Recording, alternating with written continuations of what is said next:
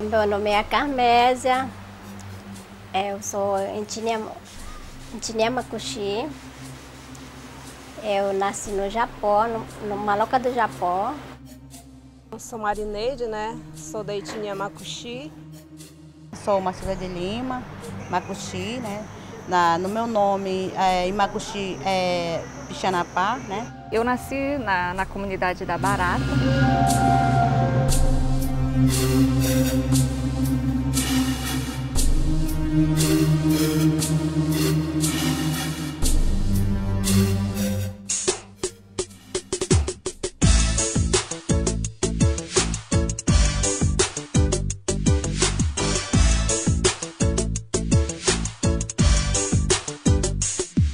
Tudo índio, tudo parente.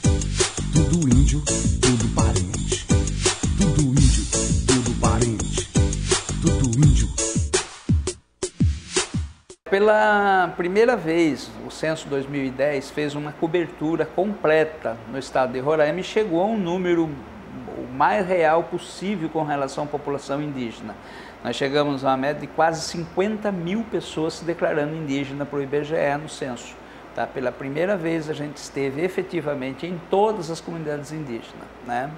E desses quase 50 mil, que representam a média de 11% de toda a população do nosso estado, cerca de 16%, ou seja, quase 17%, residiam em 2010 em áreas urbanas. Né? Em termos absolutos, em termos de número, tá? Esses números chegam a cerca de 8.200 indígenas vivendo em áreas urbanas, desses cerca de 6.000 na capital Boa Vista. O que a gente vem observando nas estatísticas do IBGE nos últimos anos é que vem diminuindo as resistências, principalmente das comunidades, das pessoas indígenas, tá? Em se declarar indígena. Então eles vêm tendo um orgulho maior da própria raça. Historicamente, a cidade de Boa Vista, ela surgiu das malocas Uapixana, Macuxi e Paraviana, que existiam às margens do Rio Branco, onde hoje é a parte velha da cidade. Em 1830, quando se instalou ali a fazenda, né, esses índios foram incorporados por esse contexto da cultura da fazenda, mas preservaram a sua identidade étnica. Com o crescimento da cidade, esses indígenas permaneceram nesse lugar, só que eles também se deslocam. E se deslocam para visitar os parentes que estão em outros territórios vizinhos, que são outras malocas que também, com a urbanização, vão se transformando em pequenas vilas ou pequenas cidades ou pequenos municípios. Nós temos, com a expansão da cidade, os bairros novos, que ficam na área que nós chamamos Zona Oeste, né?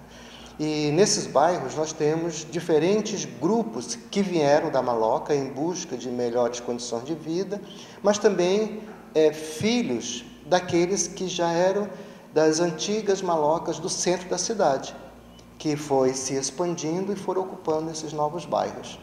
Na década de 80, né, os pesquisadores apontavam como os fatores mais de ordem econômica, né? Então, é colocado que, nesse período, migravam por busca de maior oportunidade de trabalho, em segundo lugar, a educação, né? Considerando que, naquele momento, naquele contexto, as escolas nas aldeias eram só até o ensino fundamental, algumas com o ensino médio. Isso seria também um dos motivos que motivava esse processo de fluxo ou de migração para os centros urbanos.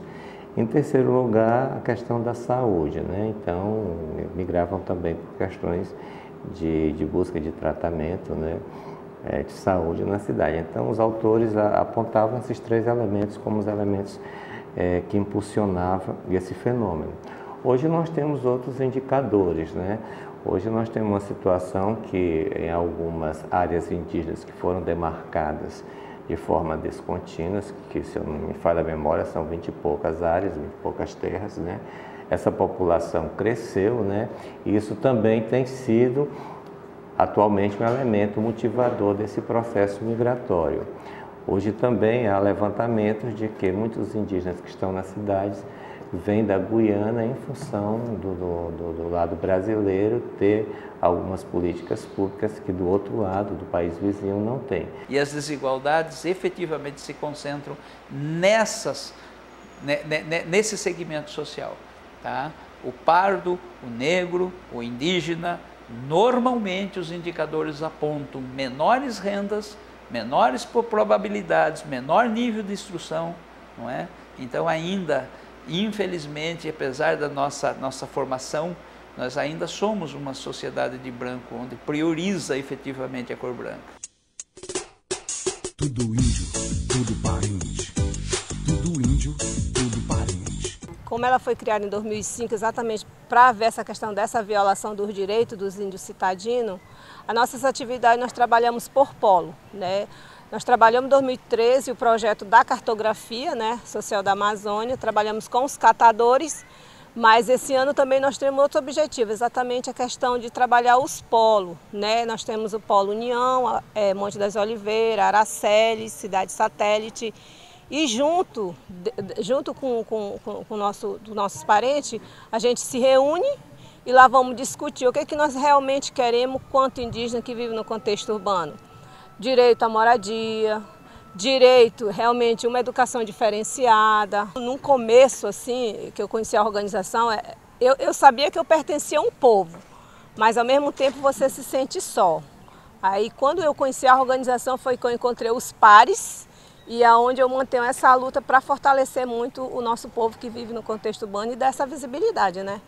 Ser índio, estou aqui e queremos realmente esses direitos que sempre são nos negados pelo poder público, federal, estadual, que eles ainda têm esse olhar para a comunidade indígena. Tudo índio, tudo parente. Tudo índio, tudo parente. A atividade da organização é trabalhar sempre em prol da violência contra a mulher, né, bebida alcoólica, né, e também na agricultura, né, desenvolvimento sustentável. A gente tem artesanato, tem mulheres que querem trabalhar com artesanato, então a gente está montando um projeto agora, né, para esse ano, né, para trabalhar políticas públicas juntamente com essas mulheres para dar mais força para elas poderem trabalhar. Ser índio só e ter estradas a percorrer. Eu nasci na comunidade da Barata, né?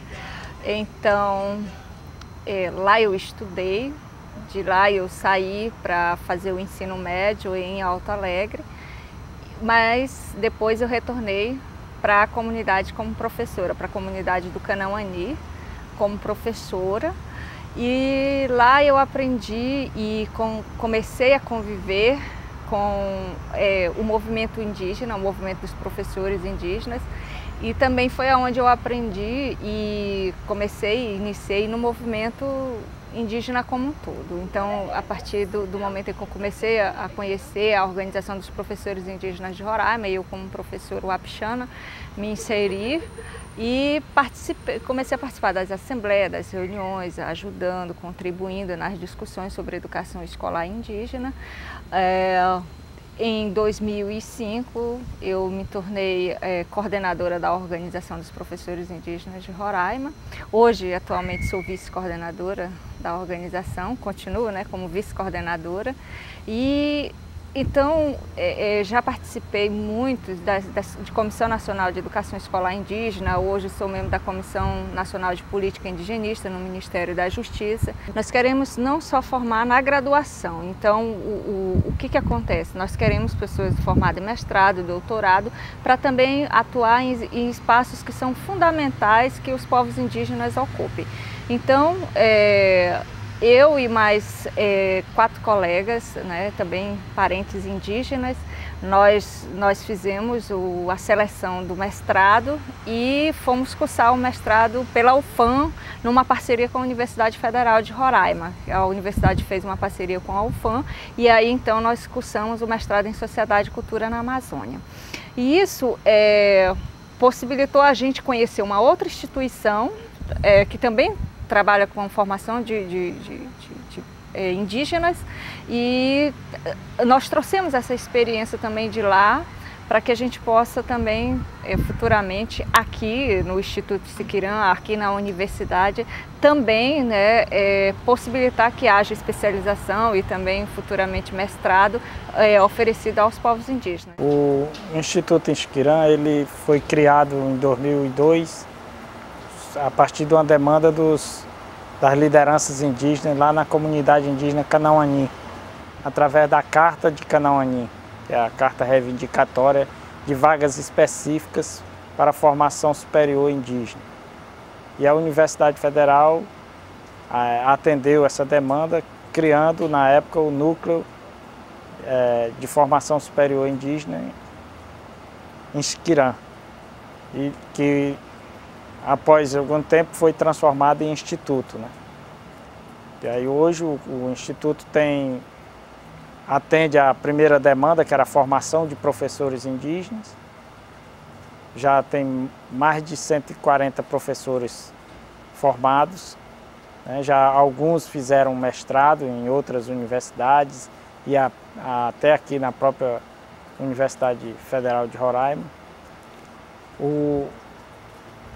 Depois as comunidades reivindicavam, através das assembleias, vagas para gestores, alunos ou jovens que pudessem auxiliar os Tuxaua na gestão das terras indígenas.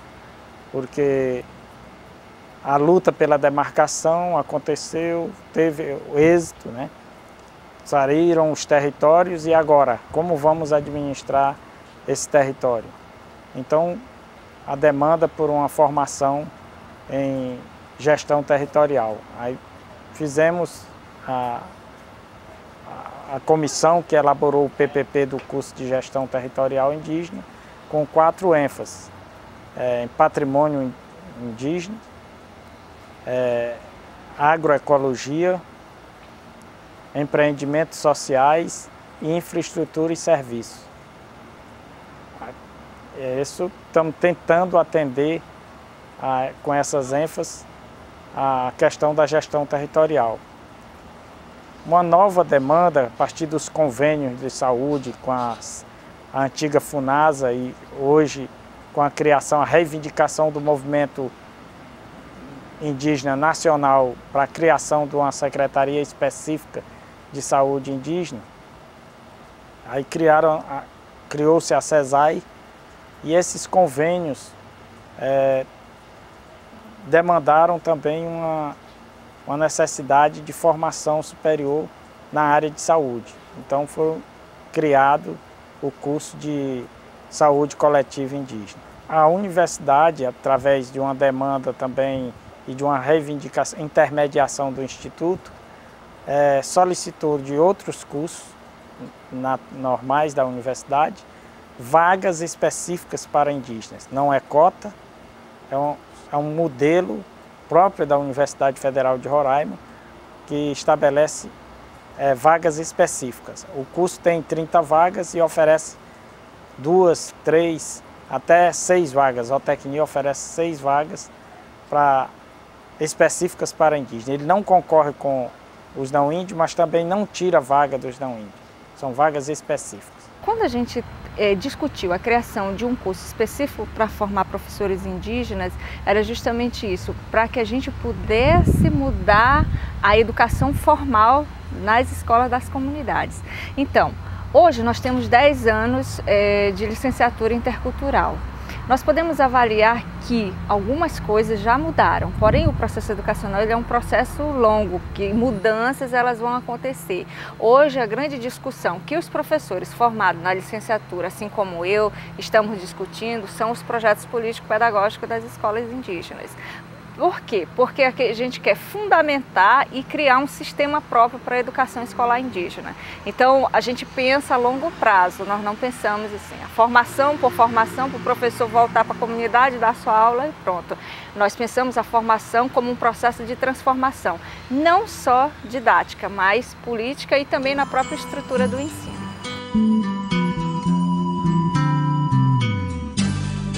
Ser índio só e ter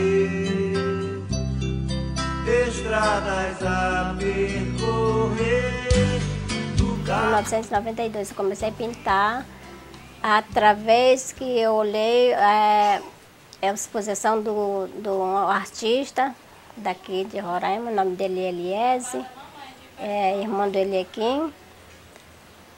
Eu vi essa exposição, aí fiquei olhando, era só buritizeiro e sol nascendo. Aí eu ganhei, o irmão dele, ele aqui, me deu uma tela, já aquele quadro, o primeiro quadro que eu pintei, que é buritizeiro. E eu comecei, desde nesse daí que eu olhei a exposição do Eliezer, eu comecei também a pintar. Pensei de retratar a minha cultura, desde que como é que eu vivia antigamente, o pessoal vivia, foi retratando, é comida, é bebida, é dança. Aí foi passando para a tela, para não esquecer minha cultura. Aí eu mesmo vou pintando, dando valor no meu trabalho.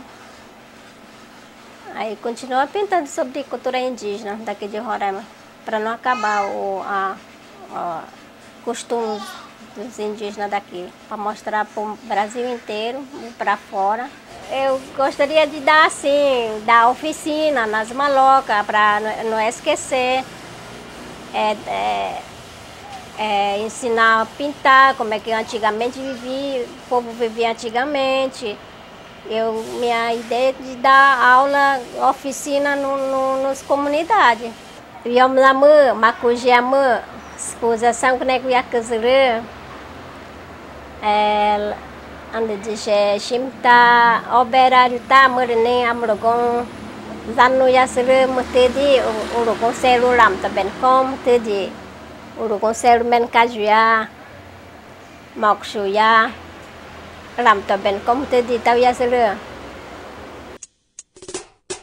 Tudo índio, tudo parente. Tudo índio, tudo parente. Indígena que vem para cá, para Roraima, não quer mais falar a língua, não quer mais comer a comida, só quer comer só a comida dos brancos, mas estão esquecendo a comida indígena, a bebida, até língua, estão esquecendo. Durante as nossas conversas nas oficinas culturais, os indígenas colocaram essa questão do preconceito como muito forte, né? Por exemplo, no atendimento do posto médico, alguns indígenas que não sabem se expressar bem em português e têm dificuldade de falar para o médico o problema de saúde, então a dificuldade de ter um intérprete. Na questão da escola, né, as crianças indígenas sofrem bullying por conta de serem indígenas e de repente não entender algumas palavras em português. Na questão do trabalho, pela falta de qualificação, eles ocupam sempre ocupações de pouca qualificação, como auxiliar de pedreiro, carpinteiro, domésticas, limpadores de quintal. Como mulher indígena, a gente sofre preconceito. Por quê? Muitas das vezes, as mulheres indígenas, quando vêm do interior, que estão lá na comunidade, quando vêm para a cidade, muitas das vezes ela é um pouco assim, não, é porque é indígena, é lá da comunidade. Quando as pessoas não conhecem o que é o movimento, o que são os indígenas, o que os indígenas querem, até eles conhecerem. E qual é o nosso papel? Levar esse conhecimento. Do que é essa diferença? Por que a gente quer uma educação diferente? Por que a gente quer um atendimento à saúde diferente? Eu acho que antes do processo de demarcação e homologação de algumas áreas, esse preconceito ele era maior. Hoje esse preconceito ele está sendo trabalhado, eu acho que está sendo trabalhado nas escolas, nas universidades. Eu acho que a medida, é claro que a gente não vai mudar isso a curto prazo, mas eu acho que hoje a interação ela se dá de uma forma menos preconceituosa. As pessoas colocam os indígenas muitas vezes como uma coisa estática, né? E não veem a gente como a cultura como algo mutável, né? Como algo que muda. Não, e assim, nós tentamos falar para essas pessoas o que é cultura, o que é nós somos diferentes. Não é por fora, é por dentro. Tudo índio, tudo parente. Tudo Tudo índio, tudo parente. Que aí a gente come a damurida, com beiju, com a farinha e vê os outros falando a língua materna. As rezas, as pagelanças, o que a gente acredita, por exemplo, na questão de você não entrar no rio, você tem que fazer uma oração, você tem que pedir licença, você não pode entrar em qualquer lugar de qualquer jeito. No contato com a natureza, você não entra numa mata de qualquer jeito, você não entra num rio de qualquer jeito. Então, nós fomos ensinados assim. Nós não jogamos pimenta no igarapé, porque você está... Então, são uma série de coisas que, primeiro, a questão dessas diferenças espiritual, né? E depois permanece a questão da alimentação, né? Que a base da alimentação, da minha alimentação ainda é a farinha, né? A farinha, eu tomo caxiri, então a damurida, isso aí a gente não perde, né?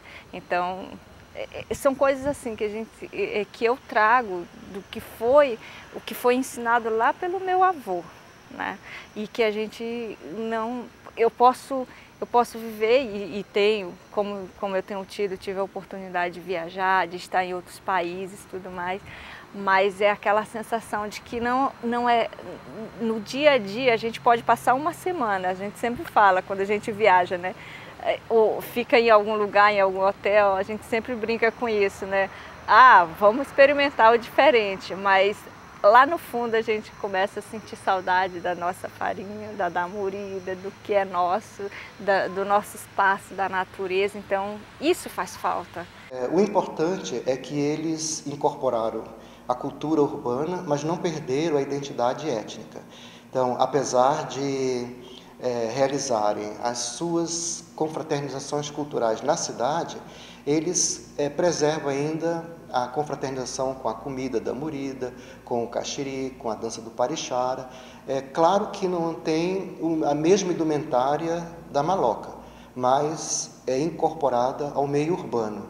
Não é porque eu estudei, não é porque eu tenho um diploma universitário que agora eu posso somente ter minha carreira, né, individualmente.